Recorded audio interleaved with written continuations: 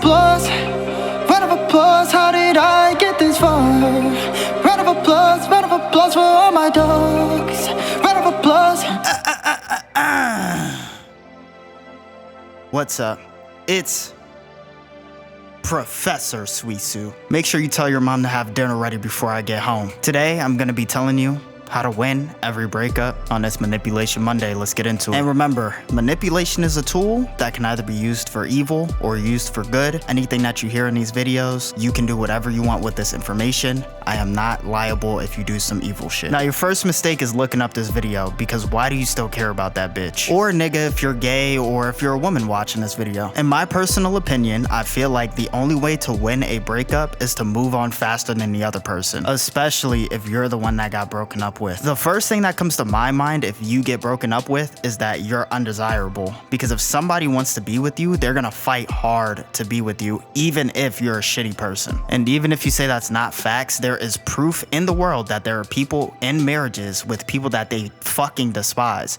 So that's fact, that people just stay in relationships because, think about it, you gave this person basically everything: your body, your secrets, your time, your money. You've invested a lot and you don't want that relationship to end. It's like investing a bunch of stocks in an Apple and then the company just immediately shuts down. You just lost all of your ROI. And it doesn't really matter if they broke up with you or if you broke up with them. It'll just have different effects, and I'll get into that in a second. So the first thing you want to do is move on faster than they can move on. And obviously this depends on like their location in the world, their gender, and them as a person. But let's just use Western countries as an example, because we basically do the same shit. And I usually see that men say that women move on faster around 2 to 3 weeks, so they kind of have it on lock. Because the biggest stab to the heart is basically saying, hey, my life is still gonna move on without you, and you didn't really matter that much. Now, for my men, the best thing to do is to move on within 2 to 3 days. Even though it's gonna hurt, cry your first day, whatever you have to do to be sad. Dry your tears, get up and be like, all right, I'm gonna go find another bitch. And I'm not saying rush into a relationship, but I'm just saying seek some type of female company, even if it's a friend,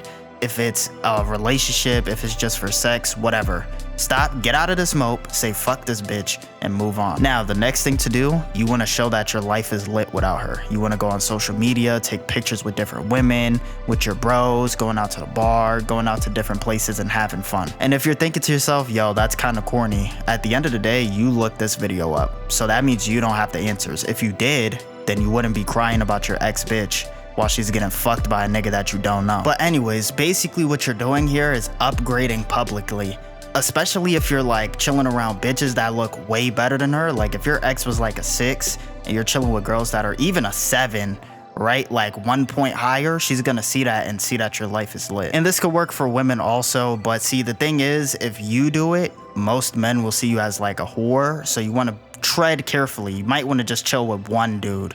But if you don't really care about that image being put on you by people that you don't really care about anymore, then proceed. And you need to do this because you need to stay unpredictable. You can't let this person think in their head, oh yeah, he can't live without me. Yeah, he needs this, blah, blah, blah. As soon as they start thinking that, you've already lost the battle. So you need to take away the power that they have over you. And listen, I understand it's gonna suck in the beginning, but like everything in the world, you have to move on fast. Think about the old times when people used to get their villages raided, things of that nature. If you survived, right, you had to move on and find a different village and start your life all the way over. This is the same thing, but it's just less severe. Fuck this person. I get you spent a lot of time with them, but you only have a certain amount of time to live, and you can't be spending a lot of your time moping over somebody that doesn't want you anymore. And this rule that I'm about to give you, it doesn't only pertain to just breaking up. You can use it for anything, but rule number 6, always maintain leverage. Because you have to understand, in life, everything is a leverage game. Once somebody else has more leverage than you, the more they'll be able to get over on you.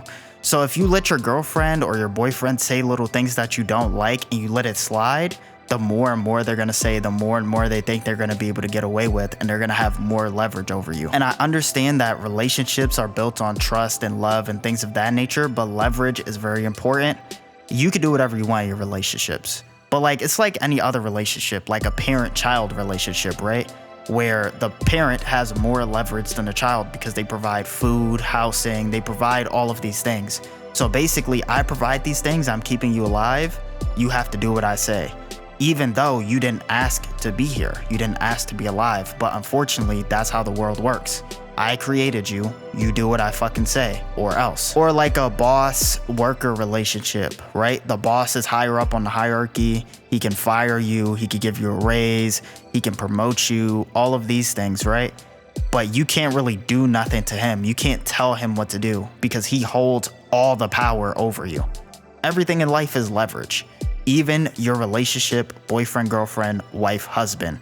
The leverage has to be 50-50 always. And as the person watching this video, you have to understand that when you're going into these relationships, that leverage is important, and always trying to keep it 50-50. If you realize they're trying to get over on you on little things, cut that shit out, right? If you notice, okay, I'm testing this person, let me stop doing that. Stop doing that shit. But it's been Professor Suisu. Make sure you like, comment, share, subscribe, and remember, manipulation is a tool that can either be used for evil or for good. And I'm out.